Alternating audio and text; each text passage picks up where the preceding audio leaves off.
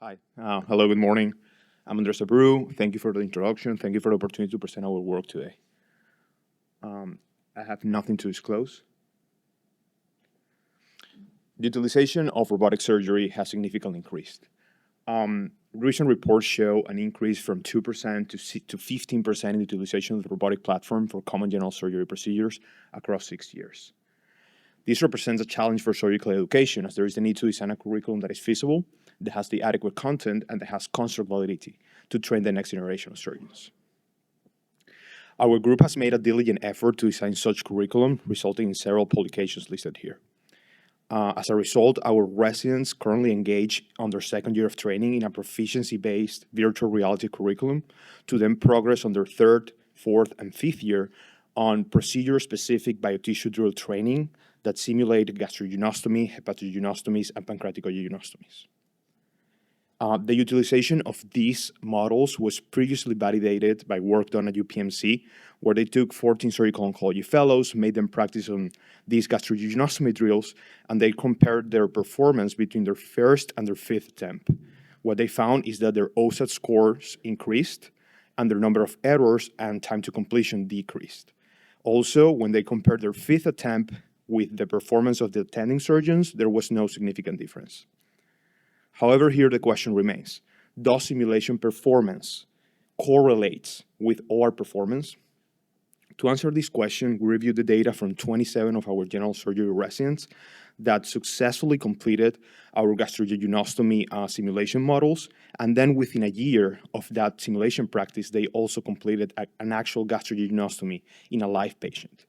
Then we aim to compare their simulation performance in the form of OSAT scores, time to completion, and the occurrence of errors with their operative performance in the form of OSAT scores again, time to completion, and we also assess the incidence of clinically relevant DGE. We define errors as the metrics listed here, and we also use two blinded graders that independently graded all simulation and intraoperative videos using the OSAT scale. This is a copy of the OSAT scale that you're probably all familiar with. And then to the right, you're going to see the results of our intra-class correlation coefficient, showing a high inter-rater reliability between both graders. And this is how we defined clinically relevant DGE according to the grades B or C of the International Study Group for Pancreatic Surgery.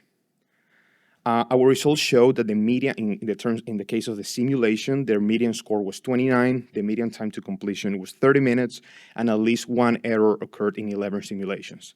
In the case of intraoperative performance, their median score was 30, the median time to completion was 41, and errors occurred in at least 9 operations.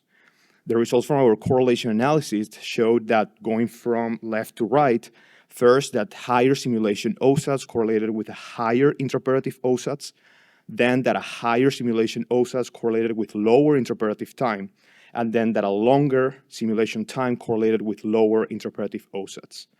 In the case of our errors analysis, we found that those residents that had at least one error during their simulation had lower intraoperative OSATs and longer operative times.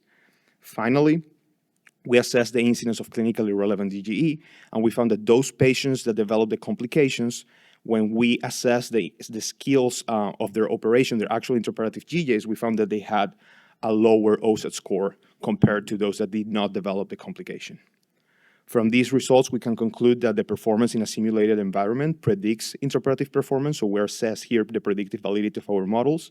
Then that the video-based assessment of the robotic GJ may be associated with the presentation of clinically relevant DGE, and within the future directions include establishing a threshold in simulation performance before actually allowing our residents to join the OR.